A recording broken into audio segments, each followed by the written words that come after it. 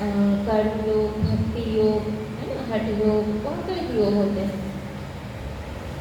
जैसे भौतिक योग मीन्स भौतिक चीज़ों के साथ जुड़ जाना, जैसे मोबाइल है, कंप्यूटर, इंटरनेट, इन सब चीज़ों के साथ आज हम इस तरह से जुड़ गए हैं कि एक दिन भी अब मोबाइल के बिना नहीं चल सकता। जब मोबाइल नहीं था, काम चल रहा था, कोई प्रॉब्लम था नहीं, लेकिन आज एक दिन तो चलिए बहुत दूर की बात है, 1 घंटा भी हमें मुश्किल लगने लगता है। फिर है लौकिक युग, जैसे हमारी फैमिली रिलेशन है, दोस्त है, रिश्तेदार, आस-पास के लोग हैं, सभी के साथ हमारा एक संबंध जुड़ा हुआ है, क्योंकि दुनिया में तो हम अकेले नहीं रह सकते ना, तो इसको लौकिक योग कहा जाता है। फिर है अलौकिक योग, जैसे घर में कभी आप पूजा पाठ तो करवाते ही होंगे, तो पंडित जी पूछते हैं ना, आपकी कुल देवी या कुल देवता का नाम क्या है? कुल मीन्स वंश, खानदान, है ना, यानी वो जो कुल देवी या देवता है, यानी उनके हम कुल के हैं, उनके खानदान के हैं, और वो हमारे पूर्वज, हम उनके वंशज, है ना। तो कहीं ना, जैसे हमारे दादा परदादा, उसके भी दादा परदादा, उसके भी ऊपर ऊपर ऊपर, वो बहुत ऊपर वो देवी देवताएं हो गए, तो कहीं ना कहीं उनके साथ हमारा एक संबंध जुड़ा हुआ है, तो इसको अलौकिक योग कहा जाता है। फिर है हठ योग, जैसे सन्यासी लोग करते हैं, घर बार छोड़कर जंगल जाकर धूप में, बरसात, आंधी तूफान में एक टांग पर खड़े होकर तप करना, है ना। हठ मीन्स क्या होता है? हठ मीन्स जिद, यानी अपने शरीर को तकलीफ देके भगवान को पाने की कोशिश, क्या है? हठ ही तो है। फिर जैसे आपने कहा कि फिजिकल एक्सरसाइज जो हम लोग करते हैं, इसको भी योग कहा जाता है। तो योग तो बहुत तरह के होते हैं, लेकिन आप सीखेंगे राजयोग। राजयोग सभी योगों में श्रेष्ठ है, विशेष है। जैसे किसी कुमार के आगे अगर हम राज शब्द को जोड़ देंगे तो क्या बन जाएगा? किसी कुमार के आगे अगर राज शब्द को जोड़ देंगे तो क्या बन जाएगा? राजकुमार, यानी आम कुमार से क्या हो गया? खास, विशेष हो गया ना। ठीक इसी प्रकार योग तो बहुत है, लेकिन राजयोग क्या है? स्पेशल है। सिर्फ राज शब्द जुड़ जाने से ही स्पेशल नहीं हो जाता है। राजयोग इसलिए स्पेशल है क्योंकि इस राजयोग के द्वारा हम जिनके साथ संबंध जोड़ते हैं वो सर्वश्रेष्ठ है। All mighty authority, supreme authority, उस सर्वशक्तिवान के साथ हम इस राजयोग के द्वारा ही जुड़ सकते हैं। इसलिए इस राजयोग को सभी योगों में श्रेष्ठ योग माना गया है। और एक बात, इस राजयोग के द्वारा हम स्वराज्य अधिकारी भी बनते हैं। स्व यानी स्वयं, यानी स्वयं पर राज्य करना, स्वराज्य यानी स्वयं पर राज्य करना। स्वयं पर राज्य करना मीन्स सेल्फ कंट्रोलिंग पावर। ये जो आज ना हम अपने कर्मेंद्रियों पे वश होते जा रहे हैं, कभी कभी ना चाहते हुए भी हम ऐसी चीज़ें देख लेते हैं, कभी कभी ना चाहते हुए भी ऐसी बात हम सुन लेते हैं, कभी कभी ना चाहते हुए भी ऐसी बात हम बोल देते हैं जो हमें लगता है ना कि नहीं बोलना चाहिए था, पता नहीं कैसे बोल दिए। कभी कभी ना चाहते हुए भी इन हाथों से हम ऐसा काम भी कर देते हैं। यानी ये जो हमारे सेंस ऑर्गन्स है, हमारी कर्मेंद्रियाँ हैं, ये हमारे वश में नहीं है, हमारे कंट्रोल में नहीं है। मेडिटेशन से यानी राजयोग से हम अपने कर्मेंद्रियों को अपने वश में करना सीख जाते हैं। सेल्फ कंट्रोलिंग पावर हमारे अंदर आ जाती है, क्योंकि जब तक हम खुद पर राज्य करना नहीं सीखेंगे तब तक किसी के दिलों पर भी हम राज नहीं कर सकते। ठीक है, तो ये जो राजयोग का सर्विस का कोर्स है, इसमें जो आपको पहले बताया कि स्टेप वाइज कुछ स्पिरिचुअल नॉलेज दिया जाएगा। जैसे मेडिटेशन मीन्स परमात्मा के साथ संबंध जोड़ना, जो वो सर्वशक्तिवान है। तो सबसे पहले उनके बारे में जानना होगा कि वो कौन है, कहाँ रहते हैं, क्या करते हैं, कैसे हैं। जब तक आप नहीं जानेंगे तब तक उनके साथ संबंध नहीं जोड़ सकते। आप किसी से भी दोस्ती करेंगे तो उनके बारे में पहले आपको जानकारी होनी चाहिए ना। तो परमात्मा के साथ में जब हम संबंध जोड़ेंगे तो उनके बारे में भी हमें पहले जानना होगा। और उससे भी पहले उनके साथ संबंध जोड़ने वाला कौन है? हम खुद। तो सबसे पहले क्या जानना होगा? अपने को, खुद को। जब तक हम खुद को नहीं जानेंगे तब तक हम खुदा को भी नहीं जान सकते। तो आज हम लोग का पहला मैसेज यही है, वे आए, मैं कौन हूँ। जीवन का ये सबसे बड़ा पहेली से आज दिन तक कोई हल नहीं कर पाया। हमारा वास्तविक परिचय क्या है? आज दिन तक हम अपने रियल आइडेंटिटी को भूल चुके हैं। हम अपने ये नाम रूप को ही हम अपना परिचय समझ रहे हैं। जनरली जब भी कोई आपसे कोई आपका परिचय पूछता है तो आपका जवाब क्या होता है? कोई जब आपसे आपका परिचय पूछता है तो आपका जवाब क्या होता है? नाम बताते हैं। और भी ज़्यादा जानना चाहिए अपना ऑक्यूपेशन बताते हैं, कहाँ के रहने वाले, माता पिता का नाम, पूरी बायोडाटा है ना। तो क्या ये नाम आप लेकर आए थे? कब मिला?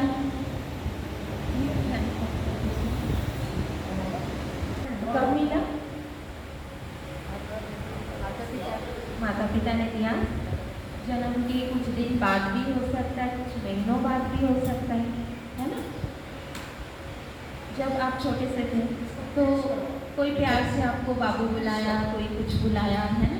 फिर जब आप थोड़े से बड़े हुए, स्कूल में एडमिशन हुआ तो पर्टिकुलर एक नाम रख दिया गया जिस नाम से आप जाने जाते हैं। फिर धीरे धीरे आप बड़े हुए, डिग्री हासिल किए, जॉब किए, कोई डॉक्टर बना, कोई इंजीनियर बना, कोई बैरिस्टर बना। तो अपना परिचय को क्या कहते हैं? मैं डॉक्टर हूँ, मैं इंजीनियर हूँ, मैं बैरिस्टर हूँ, है ना। तो वो कब बना? तो अब तक कौन था? जब तक नाम नहीं रखा गया था तब भी तो हम थे। तो फिर हम कौन थे? अब हम कह रहे हैं कि डॉक्टर है, इंजीनियर है। जब बना उसके पहले तब भी तो वो थे। तो कौन थे? है ना। नाम से जाने जाते थे, लेकिन नाम रखने से पहले भी आप थे। मान लीजिए 1 महीना बाद नाम रखा गया तो 1 महीना तक तो आप है ना। तो फिर आप कौन है? कुछ तो है ना। तो ये जो नाम है, हमारा ऑक्यूपेशन है, ये हमारा रियल आइडेंटिटी नहीं है। रिटायर्ड होने के बाद उसके आगे एक्स लगा देंगे। तो ये तो क्या हुआ, समय अनुसार चेंज होते जाता है। तो जो चेंज होता जाए वो हमारा रियल आइडेंटिटी कैसे हो सकता है? तो फिर मैं कौन हूँ? मेरा परिवार, मेरा मकान, मेरी गाड़ी, मेरे प्रॉपर्टी, सारा दिन ना जाने हम लोग कितना बार मेरा मेरा शब्द का यूज करते हैं। तो जैसे हम कहते हैं कि मेरी मोबाइल, मेरी गाड़ी, ठीक इसी प्रकार हम ये भी तो कहते हैं मेरी आँखें, मेरे हाथ, मेरे मुँह, कहते हैं ना। यानी मैं ये आँखें नहीं हूँ, आँखों को यूज़ करती हूँ देखने के लिए।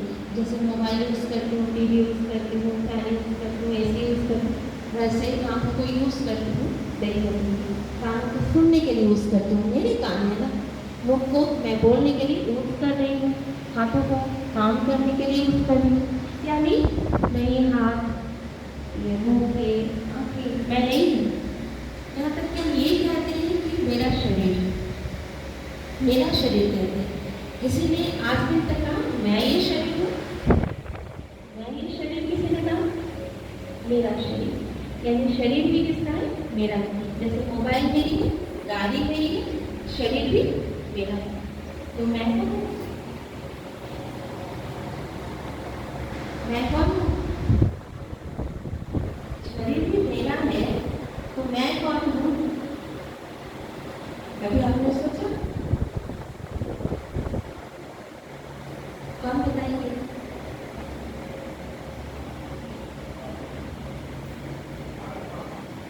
आत्मा। ये तो क्लियर है ना कि मैं और मेरा शरीर दोनों अलग अलग चीज़ हो। जैसे मैं और मोबाइल, मैं और गाड़ी दोनों अलग अलग चीज़ है। तो हम उस चीज़ को यूज़ करके हम कह रहे हैं कि वो मेरा है। वैसे शरीर को भी हम कह रहे हैं कि मेरा है, यानी मैं कोई अलग चीज़ हूँ। तो वो चीज़ क्या है? एक एनर्जी है, एक शक्ति है। एक चैतन्य शक्ति, चैतन्य में जिसमें समझ है, नॉलेज है, तो चैतन्य शक्ति जिसको स्पिरिचुअल लैंग्वेज में आपने बिल्कुल सही कहा, जिसको आत्मा कहा जाता है। आत्मा कहें, चाहे सोल कहें, चाहे स्पिरिट कहें, कुछ भी कह सकते हैं, ठीक है। तो मैं कौन हूँ? एक आत्मा हूँ। जब तक मैं आत्मा शरीर में हूँ तब तक हम सब कुछ कर रहे हैं, देख रहे हैं, सुन रहे हैं, बोल रहे हैं, सब कुछ कर रहे हैं। आत्मा निकल जाएगी तो शरीर कुछ कर सकता है? अभी हम आपको देख रहे हैं, सुन रहे हैं, बोल रहे हैं, है ना, आपकी बातों का रिप्लाई भी दे रहे हैं। मान लीजिए मेरी आत्मा भी निकल जाएगी, ये बॉडी पड़ा रहेगा, अब कितना भी मुझे बुलाएंगे, हम रेस्पॉन्ड नहीं करेंगे। वही आत्मा आपको देख नहीं सकेगी, लेकिन देखने वाला, सुनने वाला, बोलने वाला सब कौन है? कौन है? नहीं आ रहा है वैसे, कौन है? आत्मा है ना। जब आप गर्म बर्तन को छू लेते हैं तो आपको जलन महसूस होता है? होता है। कभी कभी सुई छूट जाता है, टीन छूट जाता है तो हमें दर्द महसूस होता है? होता है। लेकिन जब कोई मर जाता है उसको पूरे बॉडी का पोस्ट करना होता है, पूरे शरीर को जला दिया जाता है, कुछ महसूस होता है? यानी महसूस करने वाला भी कौन है? आत्मा है।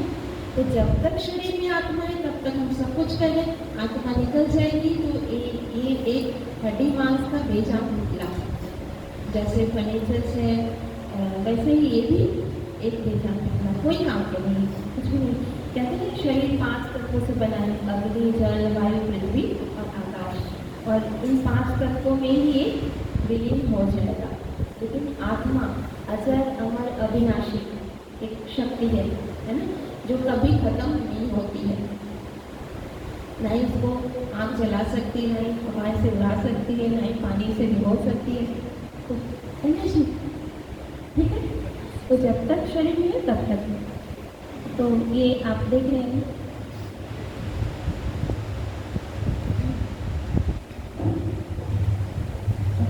बना, और ये 5 तत्वों में मिल जाएगा। लेकिन जब उसमें आत्मा प्रवेश करती है तब उसको जीवात्मा यानी मनुष्य आत्मा कहलाता है।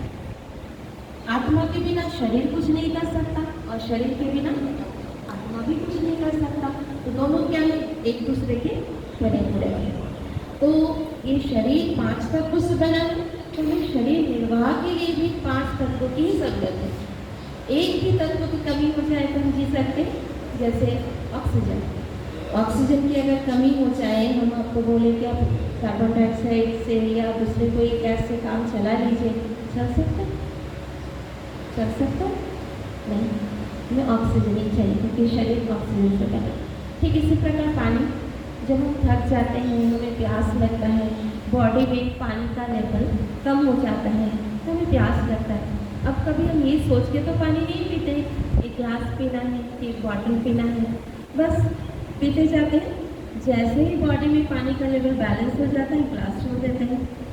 अब हम बोले कि पानी की जगह अगर आप डीजल है, केरोसिन है, पेट्रोल है, किसी चीज़ से भी काम चला लीजिए, चल सकेगा? क्योंकि शरीर पानी से बना है तो हमें जीने के लिए भी पानी ही चाहिए। ठीक इसी प्रकार आत्मा में भी 3 सूक्ष्म शक्तियाँ हैं। आत्मा 3 सूक्ष्म शक्तियों से बनी, या आप कह सकते हैं कि आत्मा में 3 सूक्ष्म शक्ति है, मन, बुद्धि। आत्मा का अलग अलग कार्य है। जैसे आप तो एक है, लेकिन आपका बहुत सारा रोल है। आप किसी के संतान है, किसी के भाई है, किसी के बेटे हैं, किसी के पापा है, आपका बहुत सारा रोल है ना। ठीक इसी प्रकार आत्मा के अलग अलग रोल है। आत्मा जब सोचने का काम करती है, उस पर आप देख सकते हैं मन, बुद्धि, संस्कार दिखाया गया है। आत्मा के अलग अलग कार्य। आत्मा जब सोचने का काम करती है तब उसको मन कहा जाता है। आत्मा जब डिसीजन लेती है तब उसको बुद्धि कहा जाता है। और मन ने सोचा, बुद्धि उस पर डिसीजन लिया, उस आधार पर जो कर्म हम करते हैं, जो भी हमारा एक्शन होता है, उसका जो इम्प्रेशन हमारे ऊपर पड़ते जाता है, वही हमारा संस्कार बनते जाता है। सिंपल शब्द में आप ये कह सकते हैं कि एक ही काम को बार बार रिपीट करने से वो हमारा हैबिट बन जाता है। वही हैबिट्स हमारे संस्कार हैं। जैसे मान लीजिए किसी ने आपको सिगरेट ऑफर किया, ठीक है। अब मन क्या सोचेगा, लो कि नहीं लो, लेना चाहिए कि नहीं लेना चाहिए, दोनों बातें सोचेगा। अब बुद्धि को डिसाइड करना है, बुद्धि का काम नहीं नहीं करना। मान लीजिए बुद्धि ने डिसाइड किया कि चलो ले लेते हैं, कुछ नहीं होता। अब एक्शन में आएंगे, लेना शुरू करेंगे, उसका एक इम्प्रेशन आपके ऊपर पड़ेगा, आपको अच्छा लगेगा, बुरा लगेगा, ठीक है, कुछ तो होगा। अब मान लीजिए नेक्स्ट टाइम फिर ऐसा ही कुछ सिचुएशन आए, फिर किसी ने आपको ऑफर किया, फिर मन सोचेगा लो कि नहीं लो, लेना चाहिए कि नहीं लेना चाहिए। रोज़ रोज़ लेना तो अच्छी बात नहीं है ना। फिर सोचेंगे उस दिन तो लिया था, कुछ तो हुआ नहीं, और एक बार लेने से क्या हो जाता है, मन बहुत तरह की बात सोच लिया, अब बुद्धि डिसाइड करेगी कि चलो ले लेते हैं, फिर आप एक्शन में आए। इस तरह से कई बार जब आप एक ही काम को हैबिट बन जाए तो वही हैबिट हमारे संस्कार है, यानी वो पक्का हो गया। अब आप जहाँ भी सिगरेट देखेंगे तुरंत उठा लेंगे, एक पल के लिए भी ये नहीं सोचेंगे कि ये रॉन्ग है या राइट है, लेना चाहिए कि नहीं लेना चाहिए, डायरेक्ट हो गया, मन कहना स्टॉप कर दिया, ठीक है। तो ये है संस्कार। क्लियर कर पाएंगे? मन का काम सोचना, मन सिर्फ सोचता है, बुद्धि का काम डिसीजन लेना, और संस्कार हमारे हैबिट्स, ठीक है। अब मन में भी 4 तरह के थॉट्स क्रिएट होता है। पहला पॉजिटिव थॉट्स, वो थॉट्स हैं जो निस्वार्थ होता है। जब हम किसी के लिए अच्छा सोचते हैं कि उसका एग्ज़ाम अच्छा जाए, पास हो जाए, उसको जॉब मिल जाए, या उसका तबीयत ठीक हो जाए, कुछ भी शुभ भावना, शुभकामना किसी के प्रति जब हम करते हैं, जो निस्वार्थ भाव से होता है, और सारा दिन में हम लोग सबसे कम क्रिएट करते हैं पॉजिटिव थॉट, है ना। और दूसरा है नेगेटिव थॉट्स, जो मैक्सिमम हम लोग क्रिएट करते हैं। जस्ट इसका उल्टा, किसी के लिए बुरा सोचना, गलत सोचना, उसने मेरे साथ ऐसा किया, अरे अच्छा हुआ उसके साथ ऐसा हुआ, उसके साथ तो ऐसा ही होना चाहिए, क्या है नेगेटिव थॉट्स। किसी को बददुआ देना, श्राप देना, ईर्ष्या, द्वेष, नफरत, जलन, क्या है नेगेटिव थॉट्स। और पॉजिटिव क्या हो गया, किसी को दुआ देना, है ना, आशीर्वाद देना, शुभ भावना, शुभकामना रखना, नेगेटिव जस्ट इसको उल्टा। और नेसेसरी थॉट्स यानी आवश्यक विचार, वो होता है जो सारा दिन में जिसका जो काम है उस बारे में तो उसे सोचना ही है ना।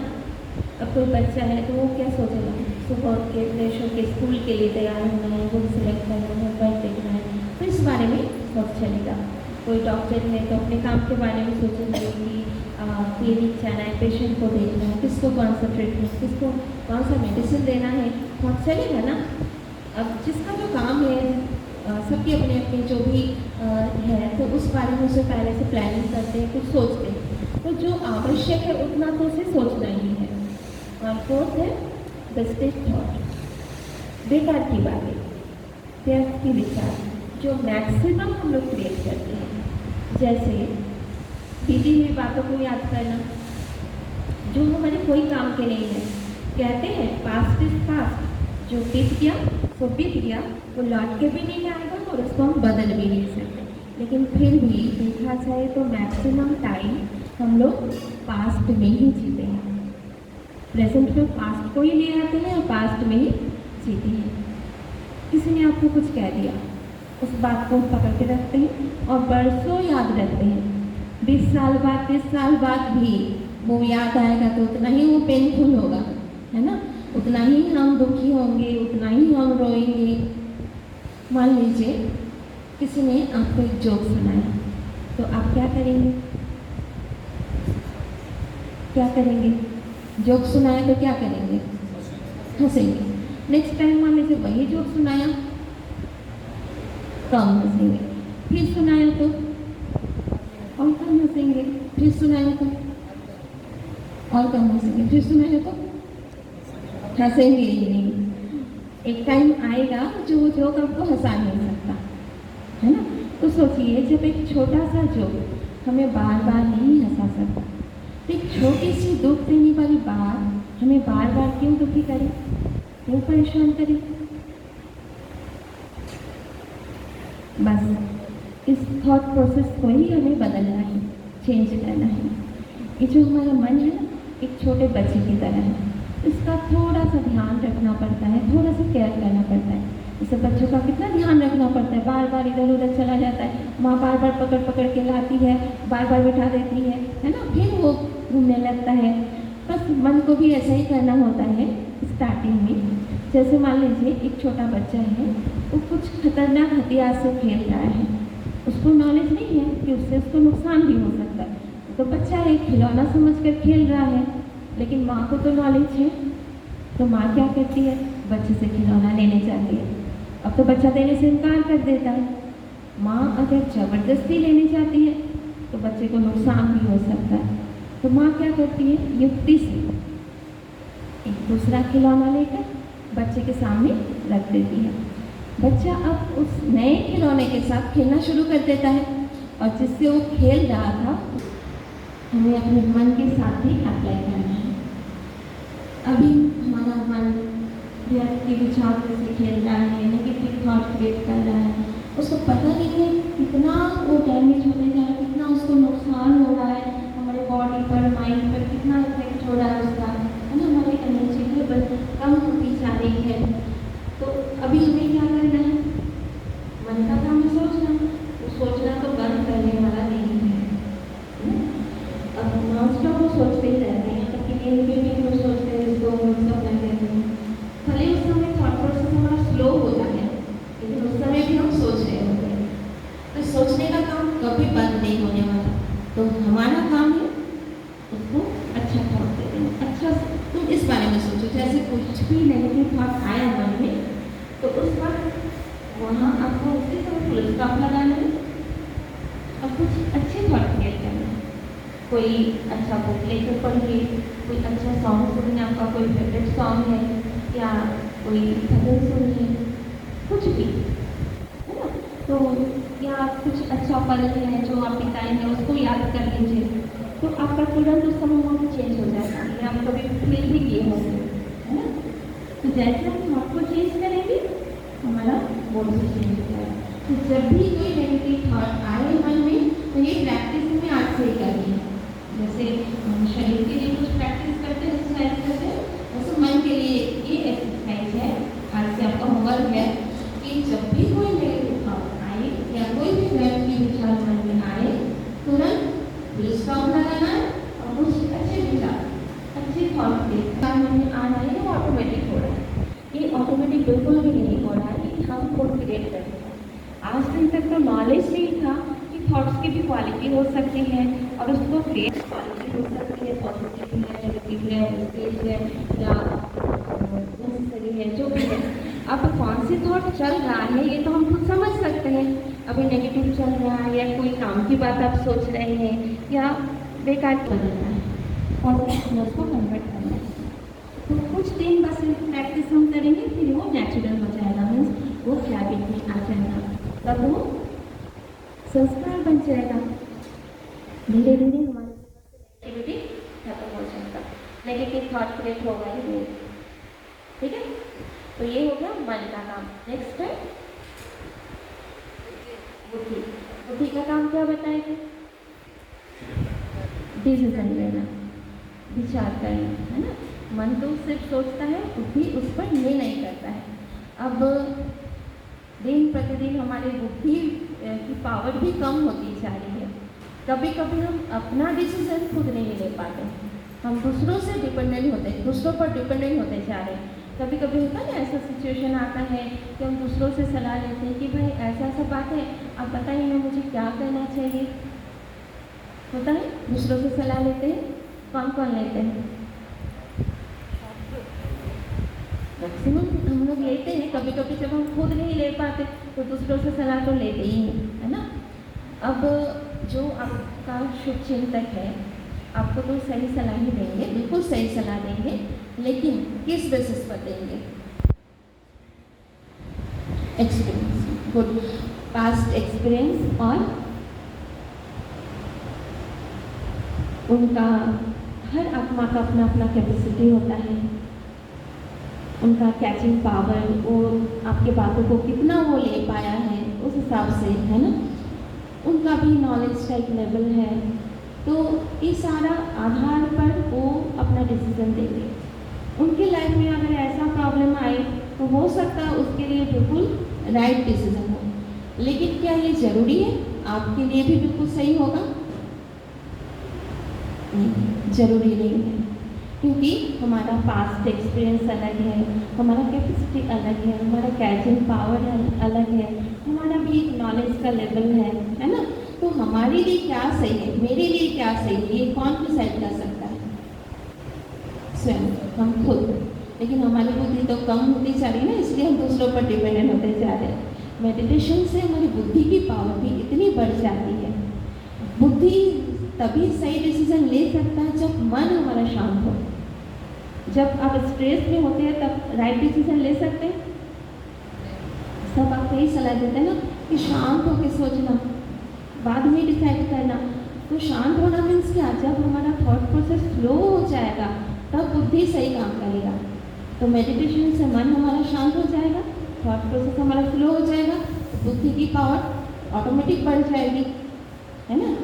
कभी कभी होता है ना कि हमें लगता है काश हमने पहले ये डिसीजन लिया होता तो आज मेरा लाइफ कुछ और ही होता। कभी कभी हमारे पास बहुत कम समय होता है और एक छोटा सा गलत डिसीजन के कारण हमारा पूरा लाइफ ही खराब हो सकता है ना। तो कम समय में सही डिसीजन लेना, सही समय पर सही डिसीजन लेना और अपना डिसीजन खुद लेना, ये हमें कैसे होगा? मेडिटेशन से, ठीक है। और उसके बाद नेक्स्ट है संस्कार। संस्कार के भी 5 टाइप्स हैं। संस्कार मीन्स जो हमारी हैबिट्स है ना। तो पहला संस्कार है पूर्व जन्म का संस्कार। कुछ संस्कार होता है जो हम पास्ट लाइफ से लेकर ही आते हैं, जो सब कोई लेकर आते हैं, लेकिन बहुत रेयर केसेस में होता है कि कोई बहुत छोटा बच्चा आप देखेंगे बहुत अच्छा गाता है, कोई बहुत अच्छा डांस कर लेता है, किसी का जी पूर्व जन्म का संस्कार है ना। ये बहुत है, कोई लेकर ही आते हैं लेकिन वो मर्ज हो जाता है, किसी किसी का वो मर्ज हो जाता है। जैसे आप मोबाइल यूज करते हो उसमें छोटा सा मेमोरी कार्ड होता है, उसमें कितना कुछ आप रिकॉर्ड कर सकते हैं। ठीक इसी तरह आत्मा भी वो मेमोरी कार्ड है, इसमें हर जन्म का रिकॉर्ड रहता है।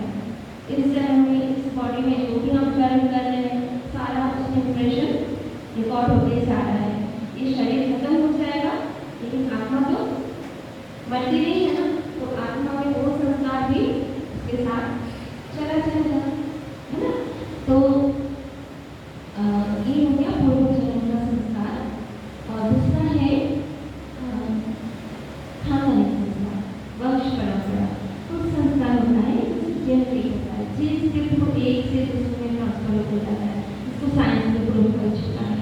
जैसे कुछ लोग होता है ना अपने माता पिता जैसा है या दादा दादी जैसा, वातावरण से मिला हुआ संस्कार। कुछ संस्कार होता है जैसा हम आसपास में देखते सुनते हैं वैसे ही हम सीख जाते हैं। आप देखेंगे जो बच्चा कोई बच्चा होता है ना, छोटा बच्चा चोरी करने का, किसी का पेंसिल ले लिया, किसी का कॉपी बुक उठा लिया तो चोरी करने का संस्कार होता है, किसी को झूठ बोलने का संस्कार होता है। तो अपने बच्चों को ऐसे बच्चों से दूर ही रखना पसंद करते हैं। क्यों? देखा देखी वो भी सीख जाएगा, जैसा संगत वैसा रंगा, जैसा संग होगा। मान लीजिए कोई बिहार में जन्म लिया, कोलकाता में पला बड़ा, तो उसका संस्कार कैसा होगा? कोलकाता जैसा, जैसा उसको आसपास का माहौल मिला, दोस्त मिले, टीचर्स मिले, है ना, स्कूल कॉलेज मिला, वैसे संस्कार बनेगा ना। तो ये हो गया वातावरण से मिला हुआ संस्कार। और फोर्थ है विल पावर, यानी इच्छा शक्ति। अपनी इच्छा शक्ति से हम नया संस्कार क्रिएट कर सकते हैं, जो संस्कार हमारे में नहीं है, और अपने पिछले संस्कार को भी काट सकते हैं, जैसे पूर्व जन्म का या खानदानी संस्कार है या पूर्व जन्म का संस्कार है या वातावरण से जो भी मिला संस्कार। तो ये 3 संस्कार को भी काट सकते हैं और नया संस्कार क्रिएट कर सकते हैं। मान लीजिए किसी को डॉक्टर बनना है, डांसर, सिंगर, कुछ भी बनना है, अब उसमें वो संस्कार नहीं है अपनी इच्छा शक्ति से अपने विल पावर को जागृत करके वो बन सकता है। वो सीखेगा, प्रैक्टिस करेगा, बहुत मेहनत करेगा, दिन रात एक करके मेहनत करेगा और एक दिन बहुत अच्छा डॉक्टर, डांसर या सिंगर बन के ही रहेगा। तो जैसे मदर टेरेसा, महात्मा गांधी, स्वामी विवेकानंद जन्म से नहीं थे, इन्होंने अपने आप को ऐसा बनाया, अपने विल पावर को जागृत किया, है ना। और फिर थे ओरिजिनल संस्कार। ओरिजिनल संस्कार यानी आत्मा का अनादि गुण, जो आत्मा लेकर ही आई है, जो हर एक आत्मा में ये 7 गुण है, जैसे knowledge, purity, peace, love, happiness, bliss and power. ये 7 क्वालिटीज आत्मा का अपना गुण है, अपना नेचर है, अपनी शक्ति है, जो हम लेकर ही आए हैं। लेकिन अभी क्या हुआ कि वो तो हम लेकर आए हैं, लेकिन हर जन्म में जो ये 4 संस्कार का लेयर चढ़ते गया और कहीं ना कहीं जो हम लेकर आए थे वो ओरिजिनल संस्कार नीचे दब गया। अब हमें मेडिटेशन से अपने इस ओरिजिनल संस्कार को फिर से बाहर लाना है, इसको फिर से एक्टिव करना है। तो क्या है ये 7 गुण, पहले देख लेते हैं। पहला क्या है? नॉलेज। नॉलेज मीन्स समझ, ज्ञान, ठीक है। अब हम कितने भी पढ़े लिखे क्यों ना हो, फिर भी हम मंदिर जाते हैं और भगवान से ज्ञान मांगते हैं, समझ मांगते हैं कि भगवान मुझे ज्ञान दो, मुझे समझ दो, इस अज्ञान के अंधकार से निकालो और मुझे ज्ञान का चक्षु दो, कहते हैं। अगर हम इतने पढ़े लिखे हैं, इतनी सारी डिग्रियां हैं, इतनी क्वालिफाइड हैं, तो कौन सी ज्ञान की हम डिमांड कर रहे हैं और कौन सी अज्ञानता को हम दूर करने की बात करते हैं?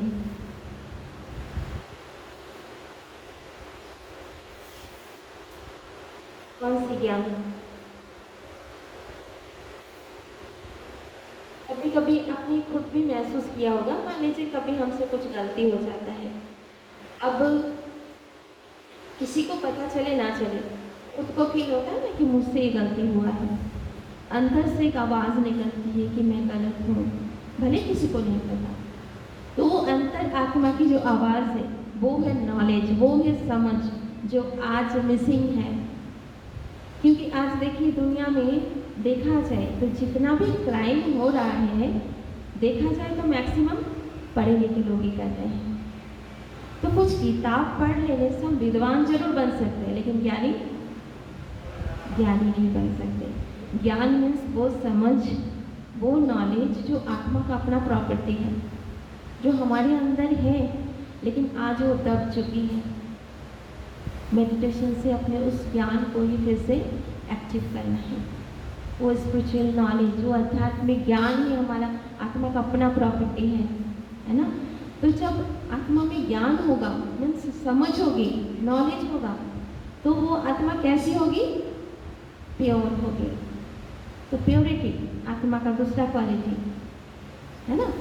प्योरिटी मीन्स शुद्धि, पवित्र, है ना।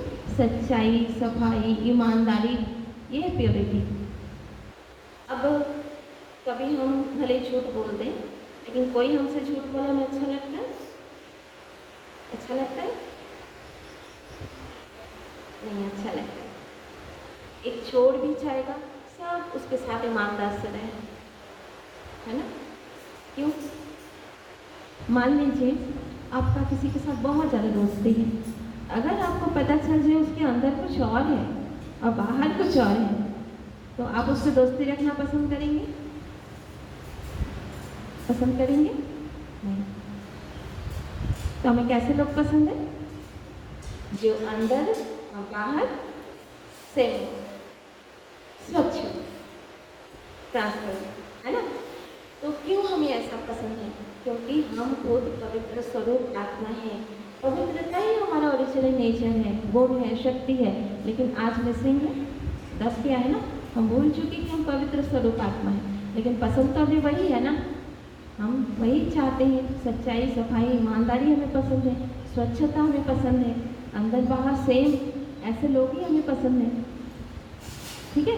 तो नॉलेज होगी तो ऑटोमेटिक प्योरिटी आएगी, और जब प्योरिटी होगी तो तीसरा है लव। वो आत्मा कैसी होगी? प्रेम स्वरूप, है ना। सबको प्यार देंगे तो प्यार मिलेगा, प्यार देंगे प्यार पाएंगे, है ना। अच्छा, दुनिया में एक भी ऐसा इंसान का नाम बता दीजिए जो बोलेगा मुझे प्यार नहीं चाहिए। कौन है ऐसा जिसको प्यार नहीं चाहिए? कोई है? सबको चाहिए ना। अच्छा, बचपन से तो हमें इतना मिलता है, बड़े होने के बाद, बूढ़े होने के बाद हम क्यों नहीं बोलते अब नहीं चाहिए? तब भी हम बोलते हैं कि चाहिए, है ना, बल्कि और ज़्यादा चाहिए। क्यों हम प्यार की डिमांड करते हैं? क्योंकि हम खुद प्रेम स्वरूप हैं। मान लीजिए आपको कोई सब कुछ दे रहा है, जिस पर आपका जीवन निर्भर कर रहा है, लेकिन प्यार नहीं देता है, और कोई आपको कुछ भी नहीं दे रहा है, सिर्फ ना बैठना रहना पसंद आएगा? जो प्यार से प्यार दे रहा है ना, तो आत्मा को डिमांड कर रहे हैं, क्योंकि हम खुद प्रेम स्वरूप आत्मा है, फुलफिल करने की कोशिश कर रहे हैं, डिमांड कर रहे हैं। तो ये 3 चीज़ होगा। तो फोर्थ है पीस। हम चाहते हैं पीसफुल लाइफ, शांति चाहते हैं। कोई भी है ऐसा जिसको शांति पसंद नहीं हो? कोई भी है ऐसा जो गुस्सा करने के बाद बहुत अच्छा फील होता हो? नहीं। भले हम कभी गर्म हो जाते हैं, फिर अपने आप शांत हो जाते हैं, ठंडा हो जाते हैं। जैसे पानी को आप कितना भी गर्म कर लीजिए, कुछ देर छोड़ देंगे वो अपने आप ठंडा हो जाएगा, अपने वो नेचर जो उसका स्वधर्म है अपने आ जाएगा। और पानी का एक गुण है, विशेषता, पानी कितना भी गर्म क्यों ना रहे, वो आग को बुझाने का ही काम करेगा, नहीं? ठीक इसी तरह से आत्मा का ओरिजिनल नेचर क्या है? शांति। गुस्सा नहीं है। भले हम गुस्सा करते हैं, लेकिन कुछ देर बाद अपने आप शांत हो जाते हैं। 24 घंटा हम गुस्सा करके नहीं रह सकते, लेकिन 24 घंटा हम शांति में जरूर रह सकते हैं, क्योंकि शांति मेरा नेचर है। मैं शांत स्वरूप आत्मा हूँ। भूल चुके इस तरह से शांति ढूंढ रहे, कहाँ जाए शांति मिलेगा? एकांत में बैठेंगे तो शांति मिलेगी, या आप जंगल में जाके बैठेंगे, पहाड़ के चोटी में, समुद्र के किनारे बैठेंगे तो शांति मिलेगी। अच्छा, आप सोचिए कि बाहर का वातावरण कितना भी शांत क्यों ना हो, अगर आपके अंदर तूफान है, हलचल है, आपको शांति मिलेगी? नहीं मिलेगी। एक छोटा सा आपको कहानी सुनाते हैं। एक रानी थी। रानी के पास एक खानदानी हार था। ऐसा तो रानी के पास सैकड़ों हार थे, लेकिन उस हार का वैल्यू कुछ अलग है, क्योंकि वो खानदानी हार था और उसको रानी शगुन मानती थी।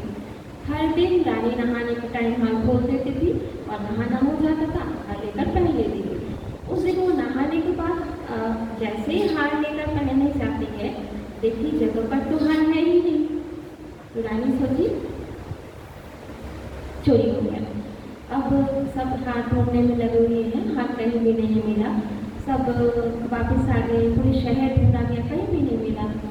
रानी के पास मैसेज पहुंचा कि रानी हार नहीं मिला। अब तो रानी को बहुत गुस्सा आ रहा है, खानदानी हार का खो जाना मतलब ये तो बहुत बड़ा अपशगुन हो गया। अब किसी भी कीमत में रानी को वो हार वापस चाहिए। तो रानी ने ऐलान करवाई, जो भी हार ला कर देगा उसको बहुत बड़ा इनाम दिया जाएगा, और अगर हार नहीं मिला तो उसको मौत का सजा दिया जाएगा। सब तो डर गए, घबरा के चल गए कि अब तो मौत निश्चित है, क्योंकि हार तो मिल नहीं सका, पूरे शहर ढूंढा गया, अब कहाँ मिलेगा। अब रानी रात को सोने से पहले अपना सारा जेवर उतार के सोती है। जैसे ही जेवर उतारने के लिए आईने के सामने खड़ी हुई, देखी हार तो गले में है, और हार पूरे शहर में ढूंढा गया, कहीं भी नहीं मिला। क्यों? गले में था, उसी के पास था ना। रानी से एक छोटा सा मिस्टेक हो गया। हर दिन वो नहाने के टाइम खोल देती थी और नहाना हो जाता था, लेकर पहन लेती थी। उस दिन वो नहाने के टाइम खोलना ही भूल जाती है, और जैसे हर दिन का हैबिट है नहाने के बाद पहन लेना, तो उस दिन भी नहाने के बाद जैसे लेने जाती है, देखिए तो हार है ही नहीं। तो रानी सोची हार ऐसे, है ना। ठीक इसी प्रकार हमसे भी छोटा विचलित हो गया, हम भूल चुके कि शांति मेरे पास है, मैं शांत स्वरूप आत्मा हूँ, बस ये भूल गया। जिस कारण से आज हम पूरी दुनिया में शांति ढूंढ रहे हैं, मंदिर, मस्जिद, चर्च, गुरुद्वारा, हर जगह पूजा करते, हवन करते, क्यों? शांति पाने के लिए, शांति के लिए पूरी दुनिया में भटक रहे हैं। मिलेगी? मिलेगी? कैसे मिलेगी? वो तो मेरे ही पास है ना, मैं शांत स्वरूप आत्मा हूँ। और जब ये 4 चीज़ होगा तो फिफ्थ है सुख, हैप्पीनेस।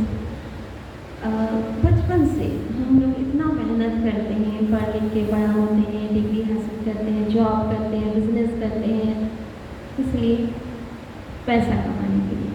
पैसा हम क्यों कमाना चाहते हैं?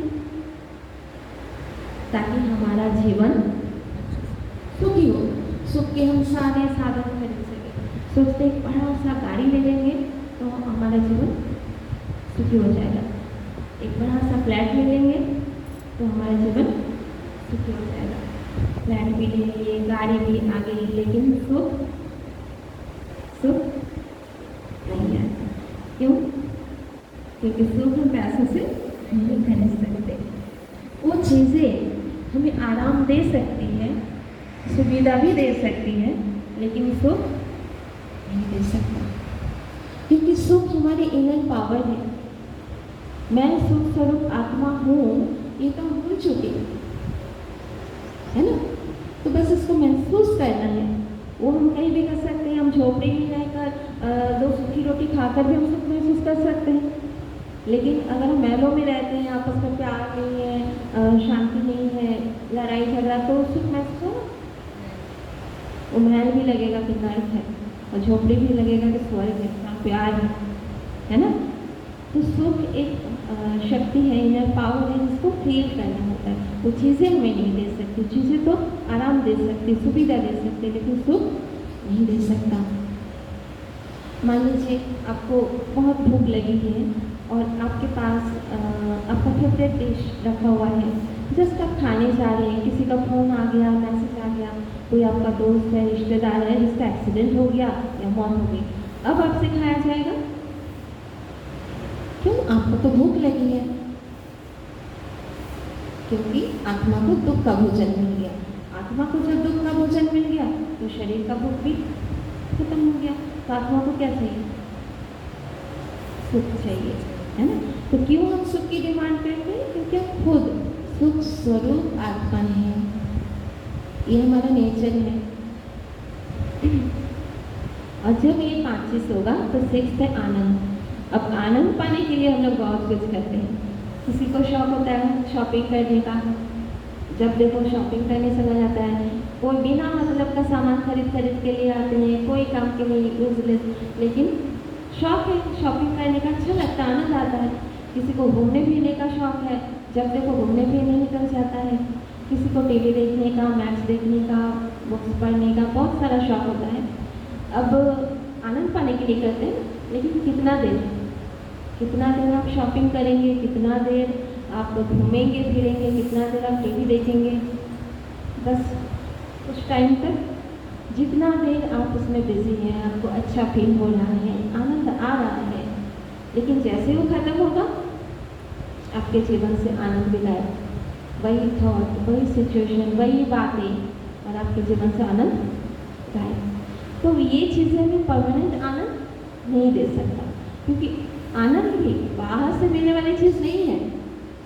मैं आनंद स्वरूप आत्मा हूँ, ये तो हम भूल चुके, जिस कारण से हम बाहर ढूंढ रहे हैं जो हमारे अंदर है। और जब ये 6 चीज़ होगा तो 7th है शक्ति, इन्हें कर लेता है। लेकिन जिसका आत्मशक्ति कमजोर, छोटी छोटी बातों में ही डर जाता है, घबरा जाता है, फेस नहीं कर पाता है।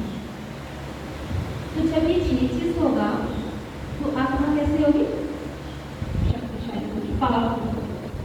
3-7 जो गुण है, क्वालिटीज है, तो आत्मा बिल्कुल सतोगुणी यानी पावरफुल स्टेज पर रहेगी, है ना। तब हमारे लिए कुछ भी इम्पॉसिबल नहीं है। क्या हो जाएगा? आई पॉसिबल नहीं। 7 गुण को हमें कैसे बाहर लाना है? मेडिटेशन से वो किससे एक्टिव हो जाएगा? जो बाहर से नहीं, हमारे अंदर है। कहीं से भी आपको लाने की ज़रूरत नहीं है ना? जो अभी मर्ज है उसको भी मर्ज करना है, एक्टिव करना है। जो हमारे अंदर है, तो संस्कारों का लेयर धीरे धीरे हटेगा तो वो ऑटोमेटिक बाहर आ जाएगा। तो ये हो गया मन, बुद्धि और संस्कार। क्लियर? कोई डाउट? आगे बढ़े?